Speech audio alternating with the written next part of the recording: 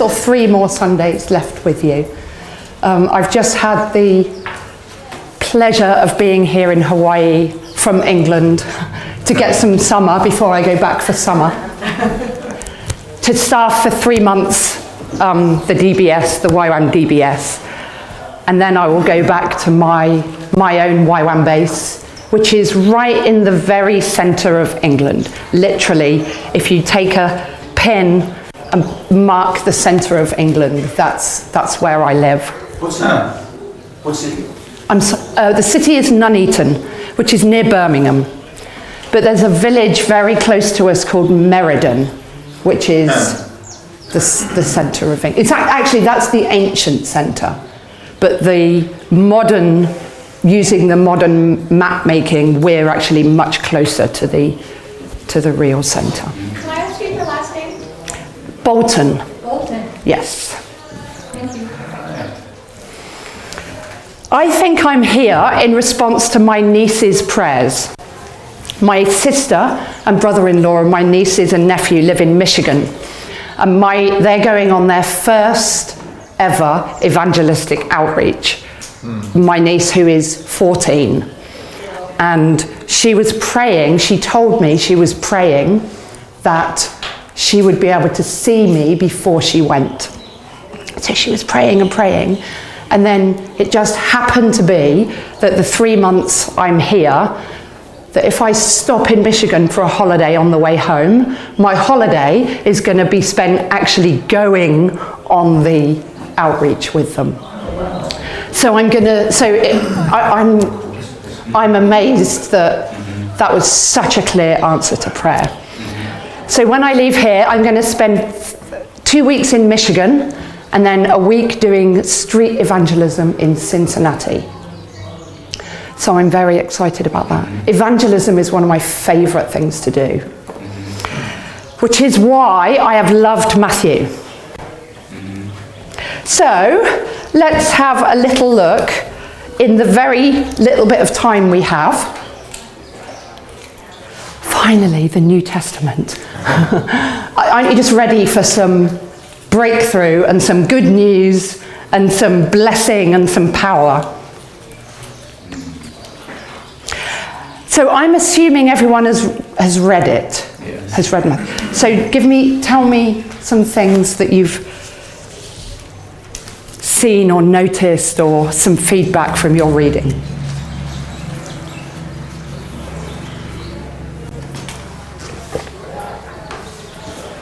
I always try to imagine as I read the parts where Jesus is giving his message, I try to imagine the tone of his delivery and how he's delivering. And the meaning can change so much depending on how you picture that. That's huge, isn't it? Yeah, and so I think of movies we've seen and stuff, and it's like, I wonder if that depiction is Yeah. right on. One of the places I was doing that was in his little interchange with the Canaanite woman. And she came to him and said, "Oh, Jesus, have mercy on me, heal my daughter." And he was like, and he ignored her. And then she was like, "Help me. I can't take the children's bread and throw it to the dogs." It's like, as I read that, I'm convinced he said that with a smile. And he was like drawing her in, and she was like, "No, come on, I know I want to get something from you." It's really powerful, and it's hard to transmit that in writing, isn't it? Yeah.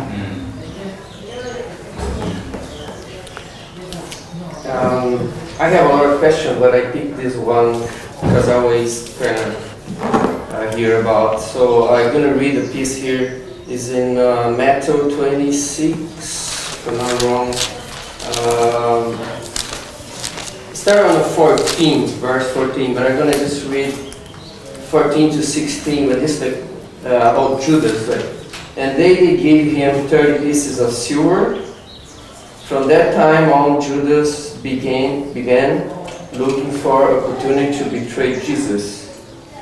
So, and then I jump to verse 24.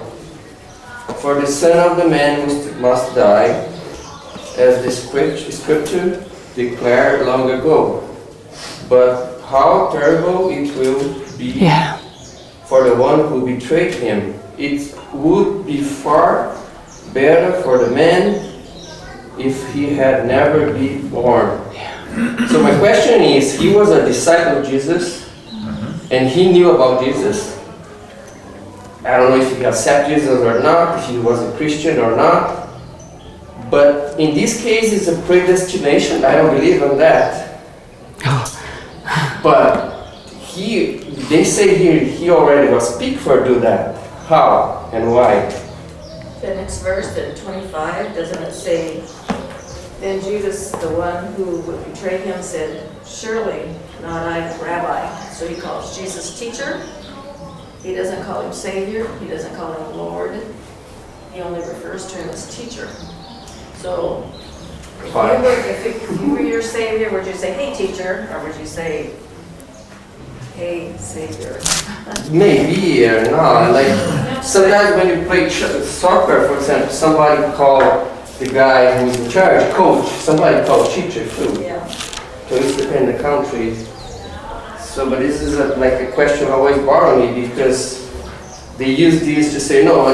He was like kind of knowing and everything go through to him and he did and then that's it. So Yeah. why? Yeah. I think that's a huge predestination is a huge thing. Yeah, I Probably. know this is another Yeah. talking, yeah, but it just yeah. But wasn't it prophesied as well? Yeah, That come through but why prophecy? he was saved or not? In Where did he every go? situation, someone has to take the fall. Yeah. So it was Judas Iscariot. In every situation, I don't care if it's good or bad, someone is always set as an example and has to take the fall for the good or the benefit of everybody else. And I mean, it may be a lesson not just for him, but for everybody who's involved. The lesson may not, we think the lesson is for a certain person, but it's a lesson for everyone to learn in every situation. Yeah. So, I don't know. What do the experts say? Our leaders. Yeah, let's ask Yo. I believe that Judas had free choice. I believe that he, Could not do. I tell you, okay, He was tempted by silver, things of the yeah, world. he was, yeah, absolutely, So that's what he absolutely, chose. Just like he absolutely, said. That's why absolutely, he chose, yeah, even though he yeah. was portrayed as someone who was a follower of the Lord. And we're a lot like that now, aren't we? Sort of Christians who sit on the fence. Yeah. We're neither this, we're neither hot or cold, we're lukewarm. Yeah. That's just like what in Revelations as well, when Yeah. God wrote to the Yeah. churches. I would more that you be hot or cold and not lukewarm, and I speak out of my mouth or whatever, that's quoted. So, And I think actually that's one of the huge themes that I want to look at in this book is we don't have freedom to disobey, actually. There's an absolute requirement for obedience. So let's go into the book and let's have a look, and hopefully some of our questions will be answered as we go through. But one of the questions I want to start with is, have you tried to read the Gospels to get a nice, clear, chronological overview of the life of Jesus? Have you ever tried to do that? I have, and tried to look at all Right four up of until my them. footnote said these are not in chronological. It's really challenging, because actually you realise most of the life of Jesus is ignored in the Gospels. So it's really helpful to understand what is the purpose of them, because it's not a biography. It's not his life story.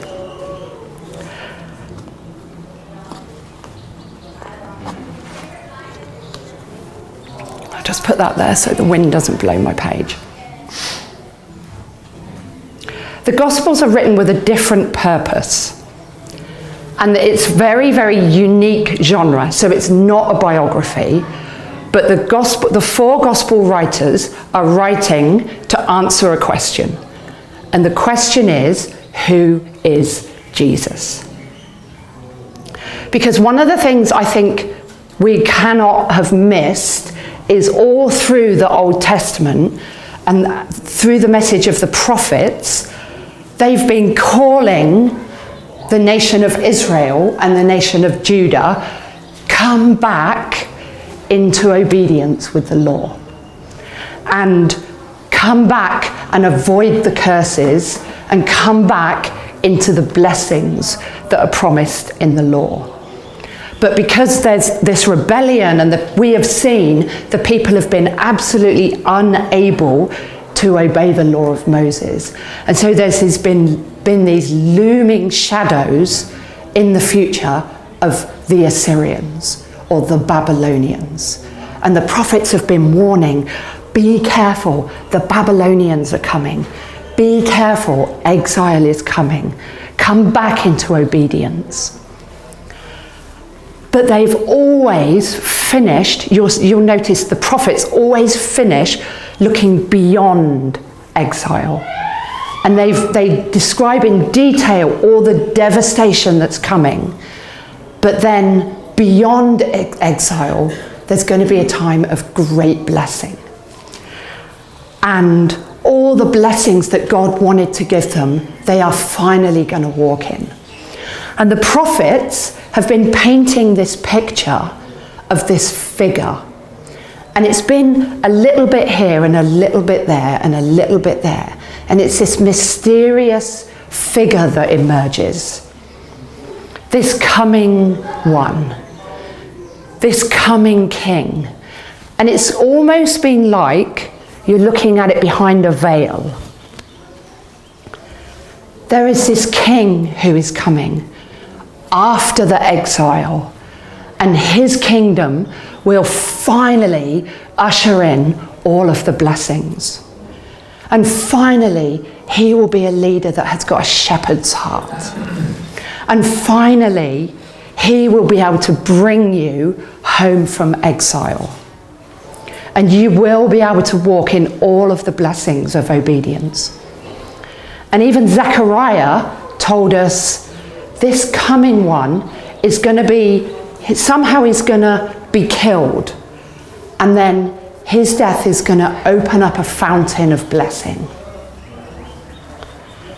But this has been a mystery, and it hasn't been really clearly shown. And it's actually the job of the gospel writers to show who this figure is. So they are now writing to tell us that this coming king is Jesus. So that's the reason that they're written.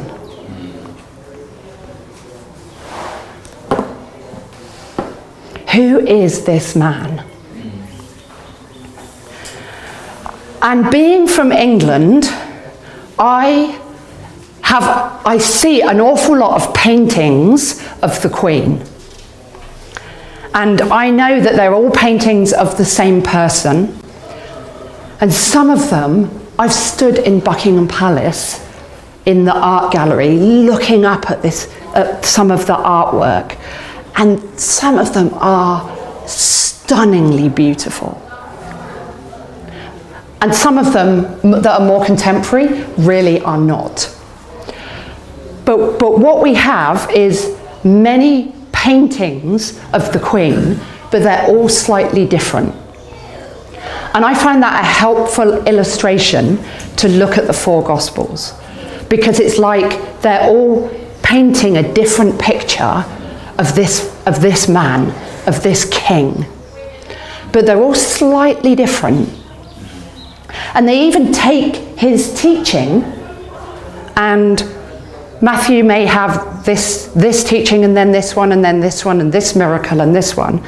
And then Luke might miss this one out and mix the order up.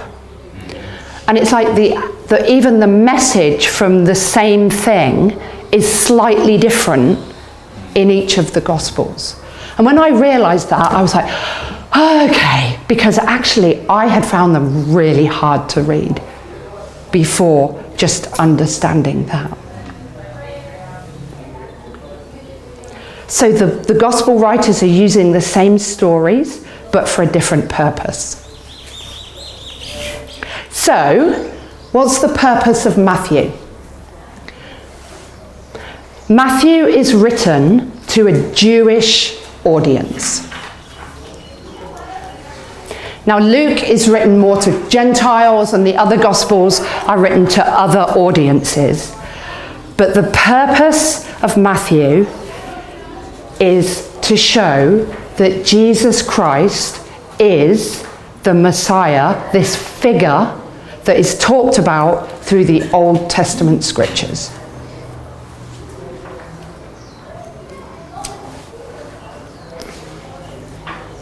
This figure who is coming, this anointed one who is particularly anointed for his specific role.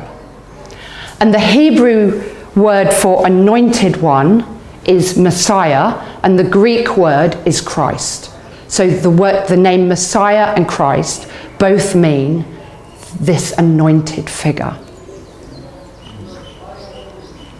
So Matthew's purpose is to show the Jews that Jesus is the complete fulfillment of the Old Testament prophecies about this figure.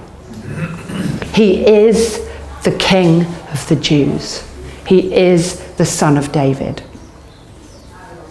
He's the fulfillment of the Old Testament law. And this is my simple way of understanding the Old Testament law, the law of Moses. So if you take all of the laws that were given at Mount Sinai and condense them down into two to summarize them, it would be love God and love people.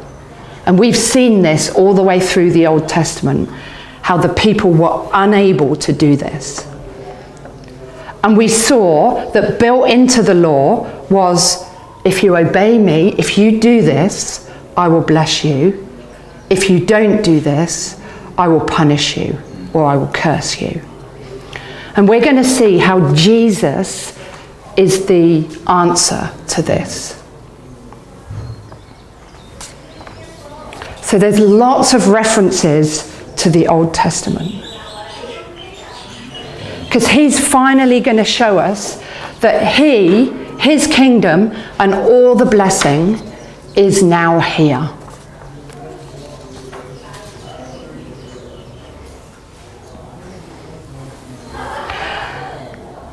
But this is going to be a problem for the Jews, because what is going to happen is their expectation of who this is actually going to be turned completely upside down.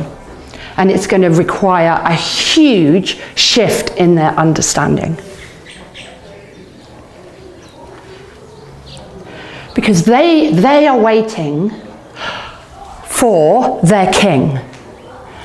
Because remember, they came home from Babylon and they came back to the land, and we just looked at, they've rebuilt the temple. But remember, from Haggai and Zechariah and Malachi, it was really disappointing. And it was never the same. And at that time, they were ruled by the Persians. And then in the plain pages between the Old and the New Testament, they've been passed from different oppressing empire to oppressing empire. And what they're expecting in the time of Matthew is that finally this king, the Son of David, the King of the Jews, is going to come into Jerusalem, and it's going to be a military overthrow. And he is going to ride into Jerusalem on a horse with his armies, and finally he's going to defeat the Romans, and he's going to set them free from their enemies. Finally, our oppressors will be defeated.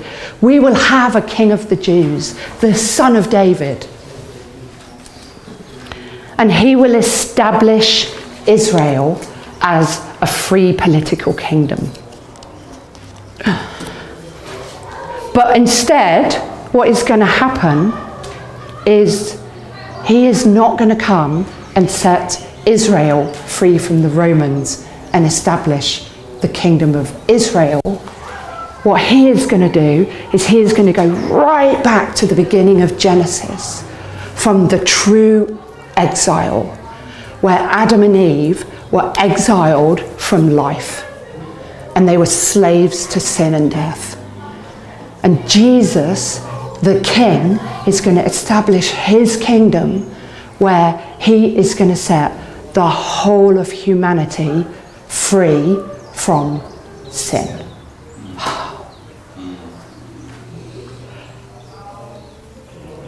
And this is going to upset their thinking, because this is going to include everyone. This is not just for the Jews. The pagans, the unclean ones, the Canaanites, the Romans. Is Jesus actually going to set the Romans free as well? No, we don't want that. We want them defeated.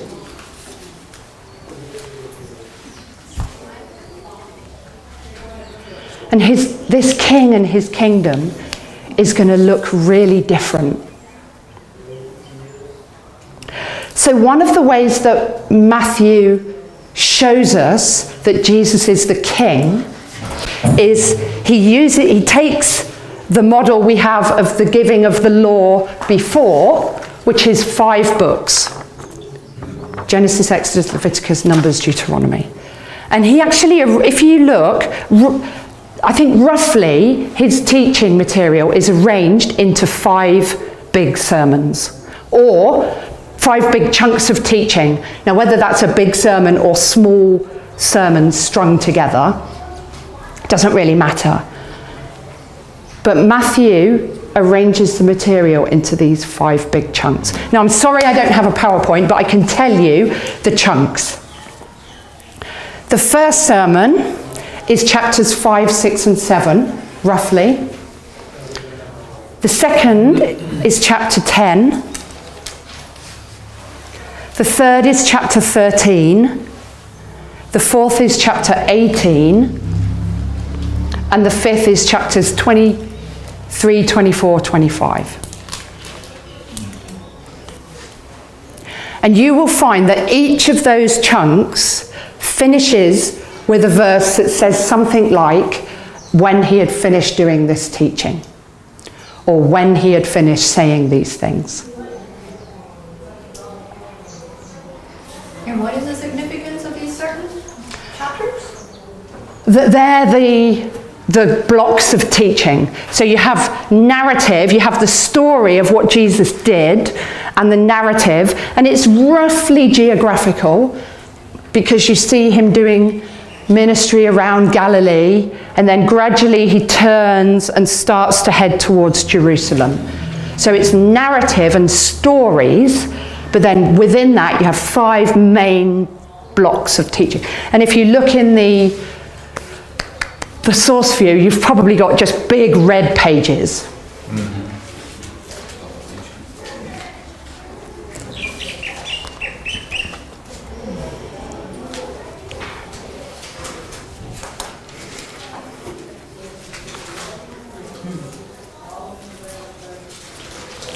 So what I would love to do is just to dip into some of those sermons and some of the narrative in between, and just try and pull out some of the major themes.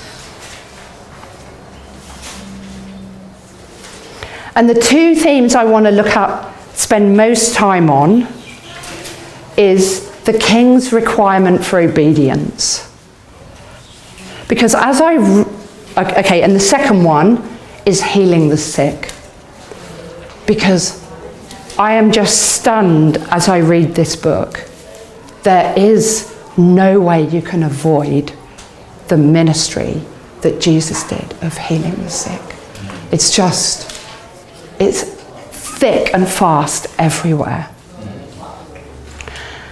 And then if we have time, we'll touch a little bit on parables and the inclusion of the Gentiles, and then a little bit about the end of the temple.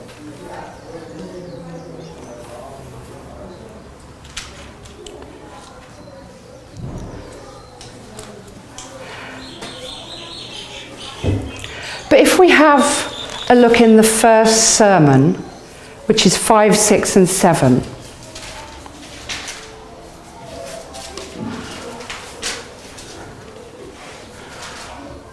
As I've read this fresh this time,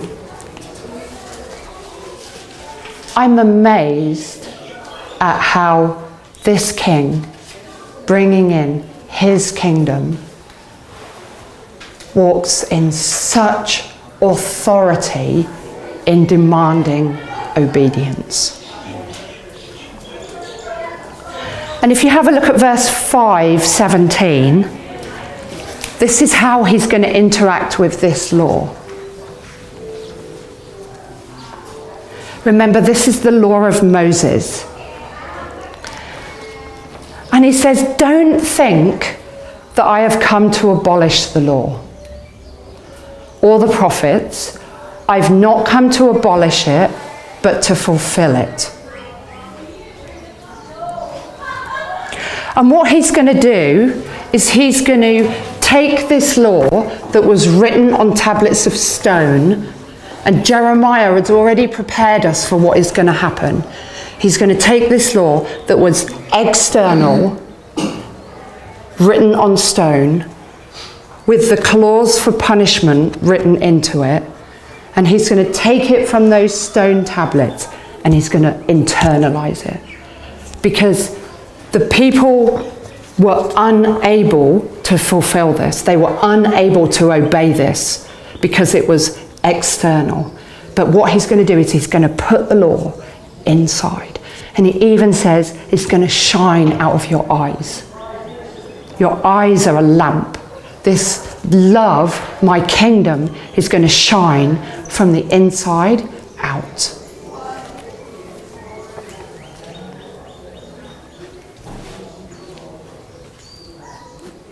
He's literally going to change their hearts. And he says, but as I write this inside on your heart, it has to fully manifest in your choices and your actions. It has to. And he takes these examples. In verse 21, he says, you know, you heard it said before, don't murder. But I tell you, don't even be angry. Now, if I said to you, okay, homework for this week, there's a rule. Your homework for this week is between now and next Sunday, no, you're not allowed to murder.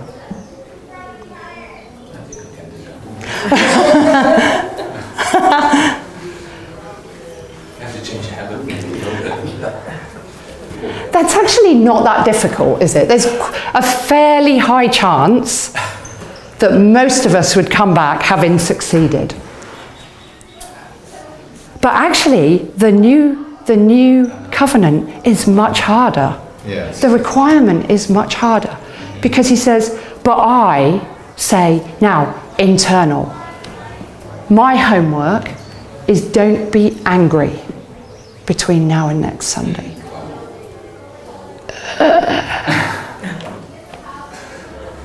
I would say we'd probably get 50%.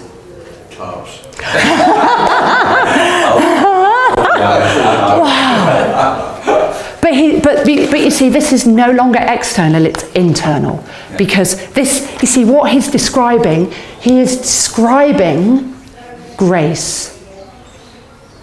Because, okay, I'm going to keep going and then I'll talk about grace. He says, okay, don't commit adultery. You have heard it said, don't commit adultery.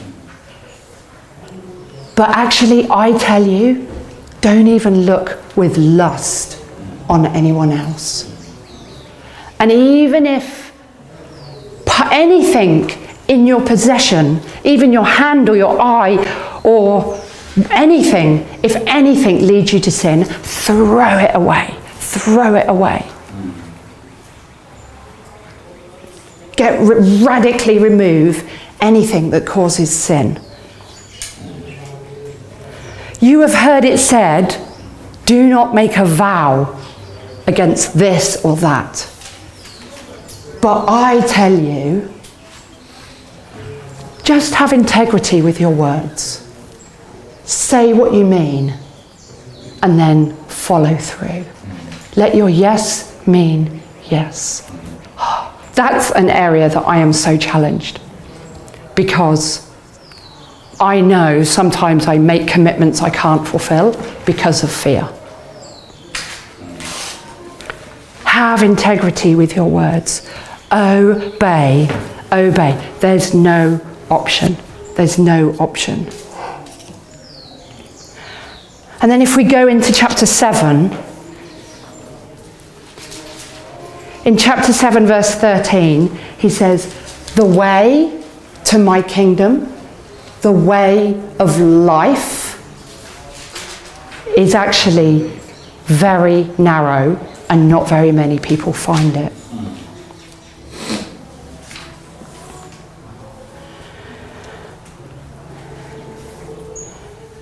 And if we jump over to verse 21, this is so challenging.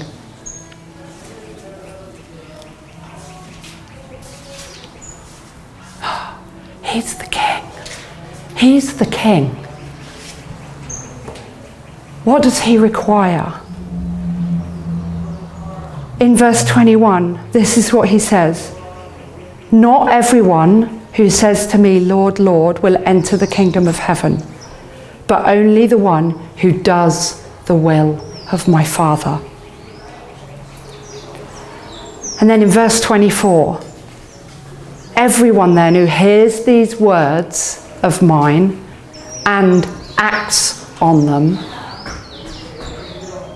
will be like a wise man who built his house upon the rock.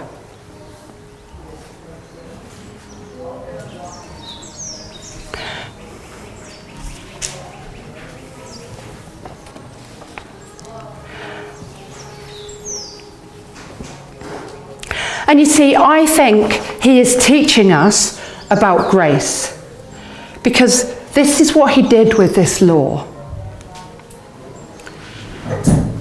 Grace is the flow of his blood to cover our sins. Because what he did, let me just tear this.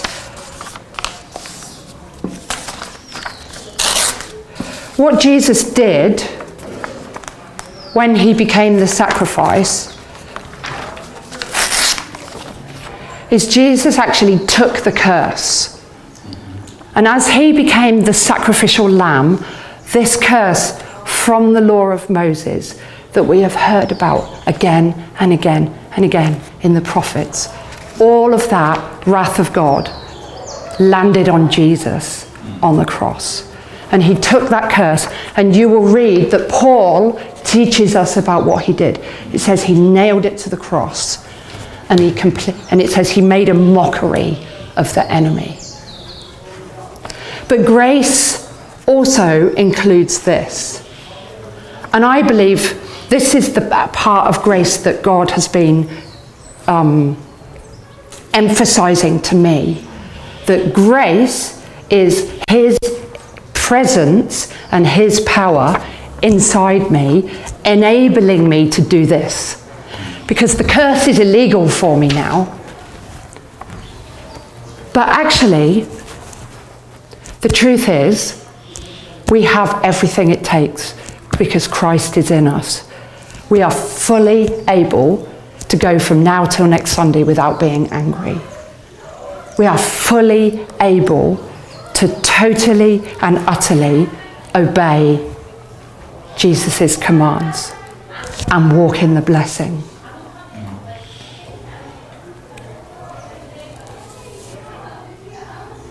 That's the strength of grace. To pull on him, pull on his presence. God, help me. I feel like I just want to get angry about this. I just want to be offended. And he's like, my grace is sufficient for you. You have no option to not obey. But my grace, I've asked you to do this, and I'm not going to ask you to do something and then not give you the power to do it. Isn't that amazing? We are far more powerful than we believe. We have far more inside us to enable us to obey than we have a clue about. Yeah, I just want to pray. Holy Spirit, I pray that you will just show us how powerful we are. I pray that you will give us a revelation of what Jesus did for us. Give us a revelation of how Jesus fulfilled the law, and that we are able to love God and love people really well. Thank you for taking away the curse.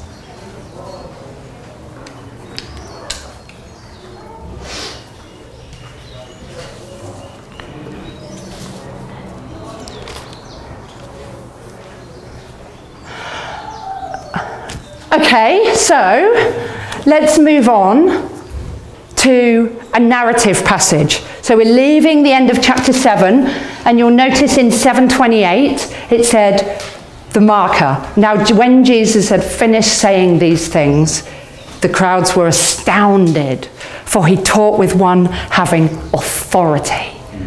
Wow. And then the one thing you can't get away from. When Jesus came down from the mountain, he began to heal the sick. And I want to draw our attention to the fact that he cleanses a leper. He heals a leper. And then a little bit further on in chapter 9, he resurrects a dead girl, and he heals the lady who had been bleeding for 12 years.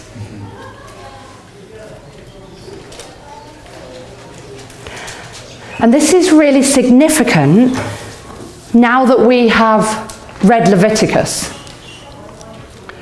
Because I don't know if you can remember about the impurity laws in Leviticus. And Leviticus taught them through the impure laws,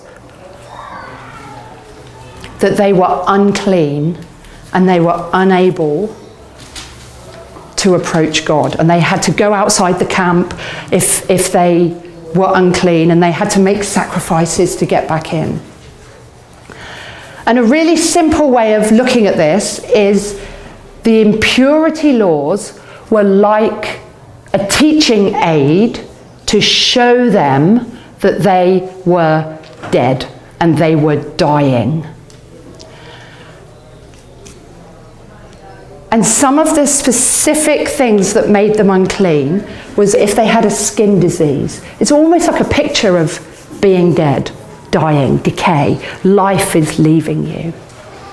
Or if they had sexual discharges of blood or semen, life is leaving you. Or if they actually touched a dead body, that's the ultimate picture of death. And death was more powerful. So if I was unclean and I come and I touch you, then you become unclean. Unable to be in the presence of God. And so here you have Jesus specifically looking for, and Matthew telling us, Jesus is specifically looking for people who are unclean. Because now he's going to show them. Now it's life that spreads. And now life is going to trump death. And they're like, are you willing? Will you touch me? Will you touch me? Are you willing? Because actually I'm not allowed in the presence of God. And he comes and he says, yes, I am willing. Because life, I've come to bring life. Because I've come to set you free from sin and death. And then the life just obliterates the death and the sickness. And then he says to the leper, right, now this is what you've got to do. After he's healed him, he says, right now, go to the temple. Go and make the sacrifice that you would have had to make, and go and share your testimony with the priest. Because now I'm going to start to share your testimony so that people will begin to realize something greater is here.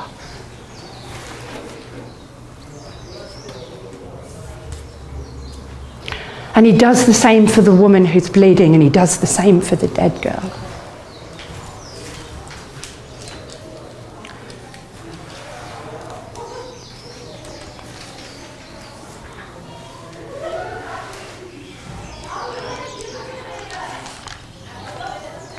And then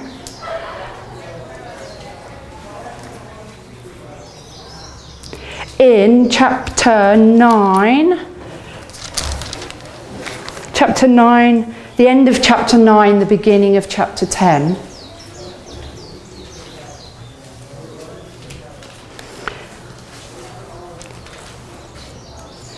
you see his compassion.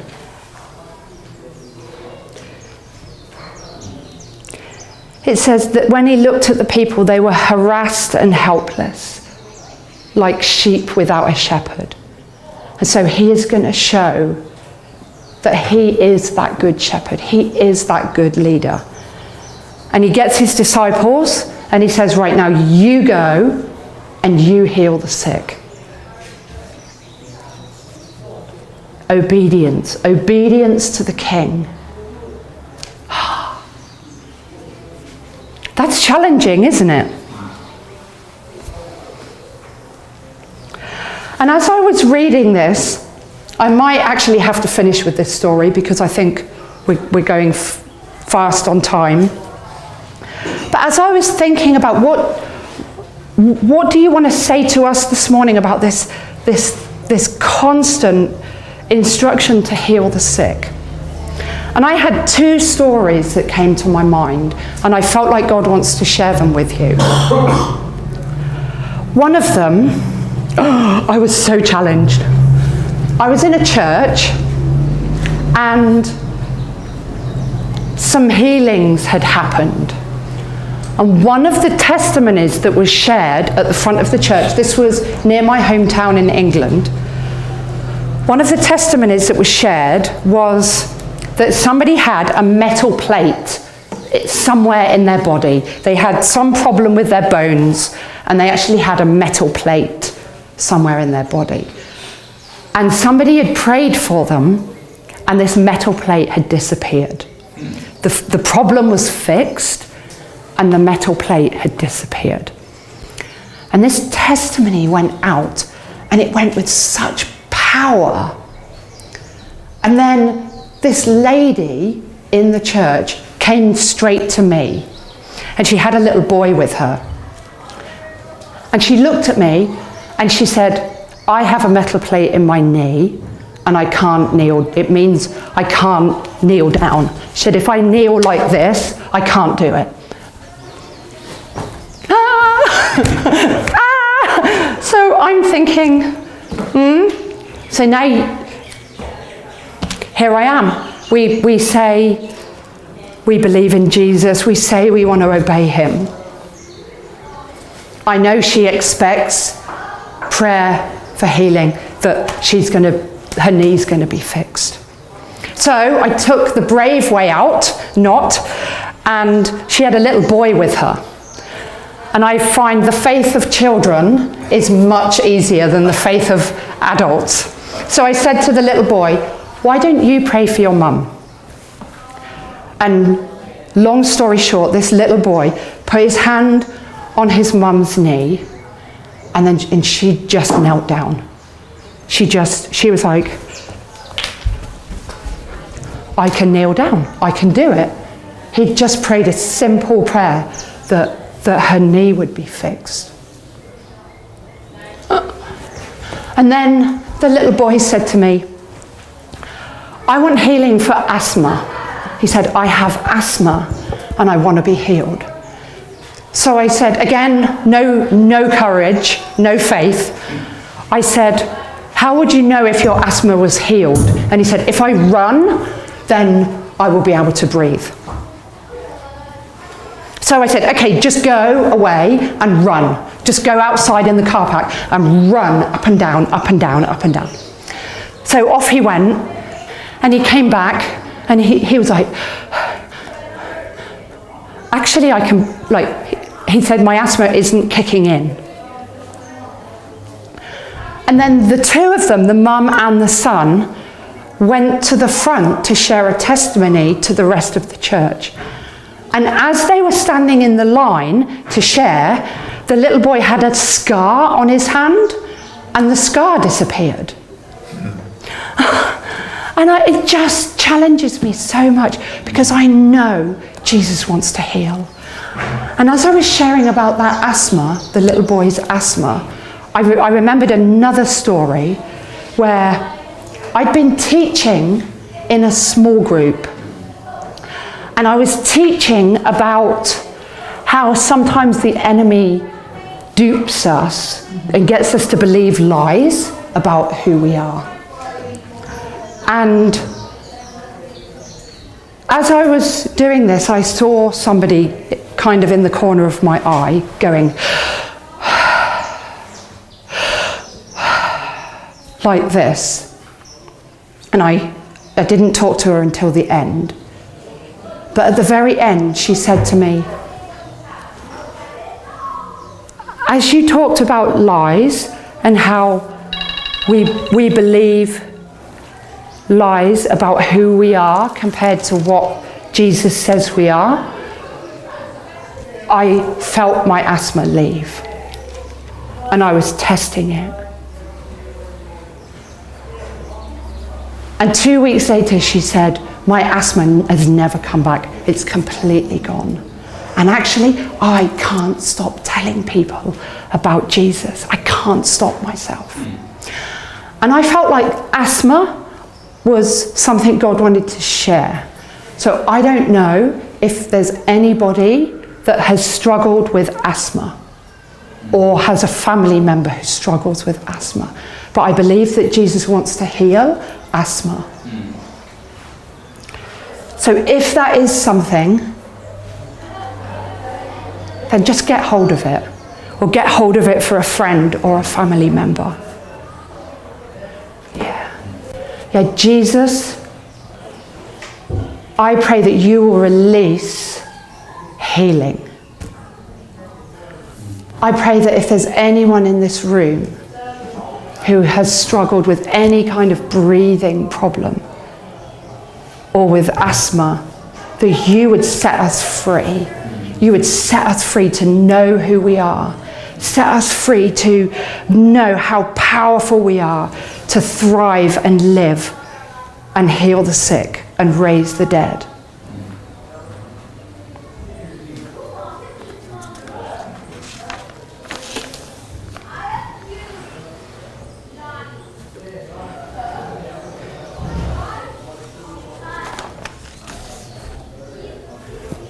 Does anybody feel like that may be for somebody?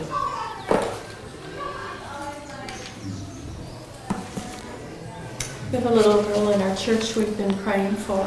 Yeah. Who has asthma. And Yeah. it's really been affected by the log and by that recent fire. Yeah. What's her name? Tevile. Tevile. What a beautiful name. Yes, Jesus, we claim that for her. We claim your kingdom. You are the king of a kingdom. And we are not subject to disease anymore, So I pray for her that she will be set free.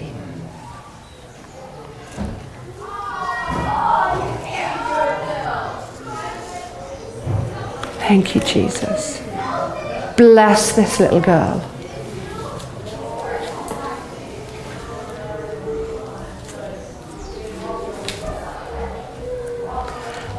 Bless this little girl.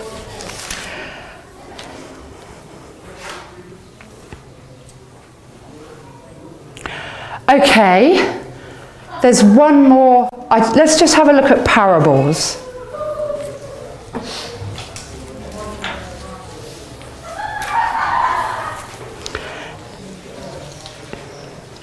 Let's jump forward to chapter 13, which is in the third block of chapter 13 is the third block of teaching.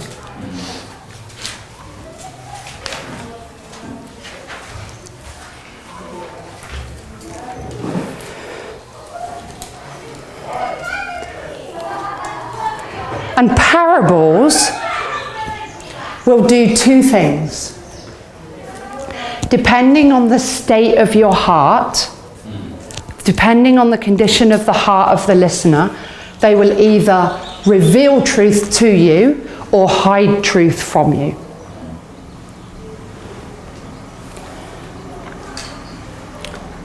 I think Jesus is genius because it's always about the heart, and he wants to reveal truth to those who are hungry.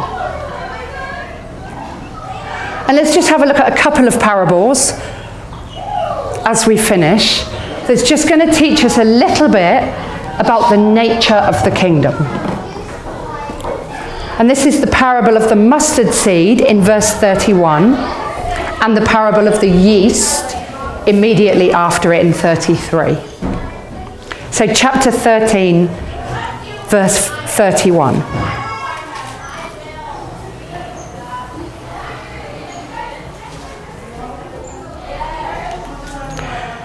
Because don't forget, what they were expecting was the Messiah was going to be, it was going to be sudden, and it was going to be violent, and it was going to be powerful. And this Messiah is going to come, and it's going to be an overthrow, and it's going to be extreme, and it's going to be boom, now the Messiah has come. And he's showing them what his kingdom is like. And he says, actually, my kingdom is not going to be like that. My kingdom is going to be like a mustard seed. It's a tiny, tiny little seed. And he's just going to sow it. And actually, I've kind of seen this picture of Jesus as he's doing his ministry. It's like he's just throwing out seeds. And these seeds are actually just disappearing. And he says, my kingdom is going to start very small. It's going to have a very insignificant beginning. It's just a bunch of fishermen and tax collectors. And we're just going to walk around this little desert area, and we're going to sow seeds and mix yeast into the culture. But what starts off with the smallest, most insignificant beginning is actually going to end with the biggest, most glorious, powerful end. He says, that's what my kingdom's like. Don't be expecting this big, flashy beginning, because it isn't like that. Gradual infiltration, sowing seeds.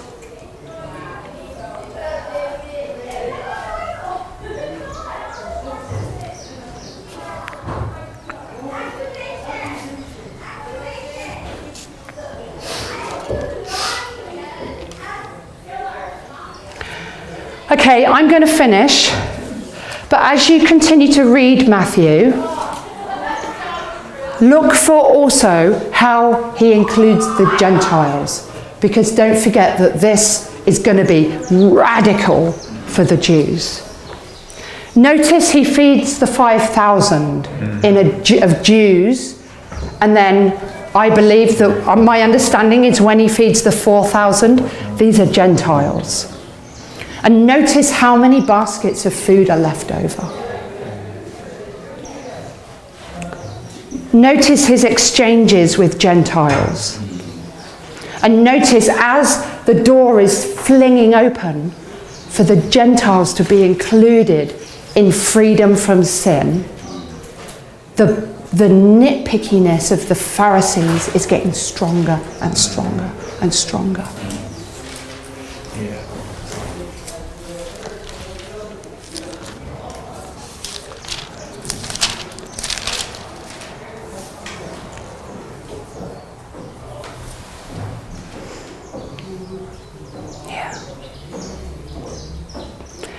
Let me read to you, in closing, I'll read to you what happened when Jesus died.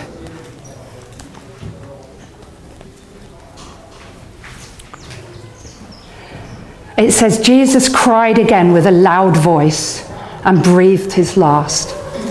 At that moment, the curtain of the temple was torn in two from top to bottom. The earth shook and the rocks were split. The tombs were also opened, and many bodies of the saints who had fallen asleep were raised from the dead. After his resurrection, they came out of the tombs, entered the holy city, and appeared to many. Now when the centurion and those with him who were keeping watch over Jesus saw the earthquake and what took place, they were terrified, and they said, "Truly, this man was God's son." That's quite a movie. You imagine what happened when the ground split open and the dead came out of their tombs. But the very question that Matthew had set out to answer was answered as the centurion saw, this is the Messiah. This truly is God's son.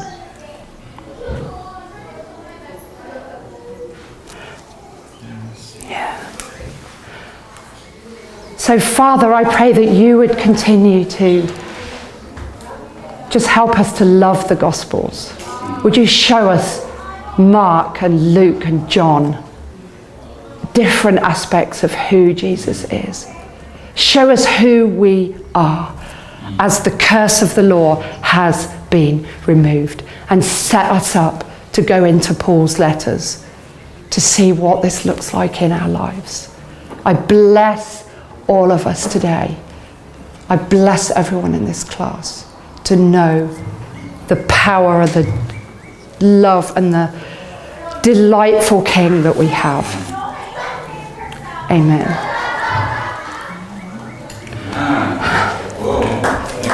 Thank you. Oh, bless you. All right, well, I can't think of a better way of starting with the New Testament, like what Vicky brings to us. Thank you, Vicky. Bless you, thank you. So, next week, okay, you better hold on to your chair now when you hear us, okay?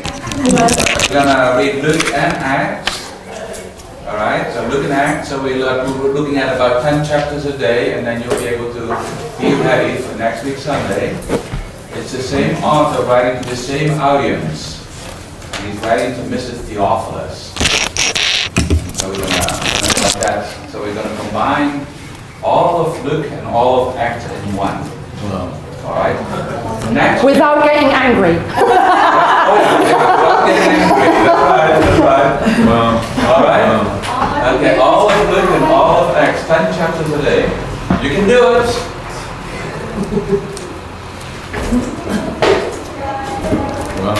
Look for the difference in Peter as you read through Luke and Acts. Look at the difference in Peter before and after Pentecost. Oh, yeah. Thank you. Yes.